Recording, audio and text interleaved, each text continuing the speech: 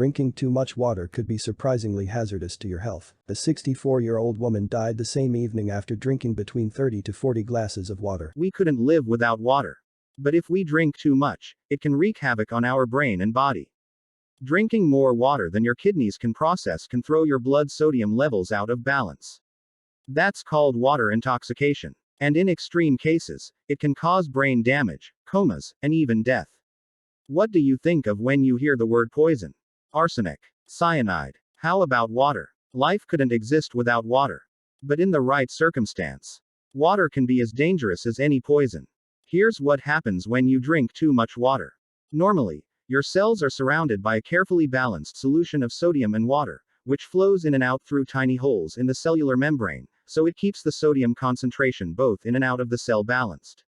But when you drink too much water, the sodium solution gets diluted.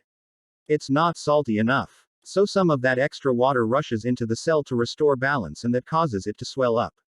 Your kidneys filter out excess waste and water from your bloodstream. But they can only process 800-1000 milliliters of water an hour. And if you somehow manage to drink more than that without throwing up, you can run into trouble. Because you're drinking faster than your kidneys can process it. So the excess ends up in your cells. Doctors call this water intoxication, and it's a big problem. Now, most of your cells can handle the swelling to a degree since soft, flexible tissue like fat and muscle can stretch. But for the cells in your brain, it's another story, because your skull isn't stretchy. It's bone. It's hard. Like a rock. So, as your brain swells, it builds up the pressure in your head. At first, you might experience headaches, confusion, or drowsiness. But as the pressure increases, you risk brain damage, coma, and even death. And it could all be over in less than 10 hours. A 64-year-old woman, for example, died the same evening after drinking between 30 to 40 glasses of water. And a group of U.S. Army trainees suffered vomiting and seizures after downing over 2 liters per hour after a tough day of training. But it's marathon runners who need to be especially careful. A study found that 1 in 6 marathon runners develop at least mild water intoxication because the race stresses their body, including the kidneys.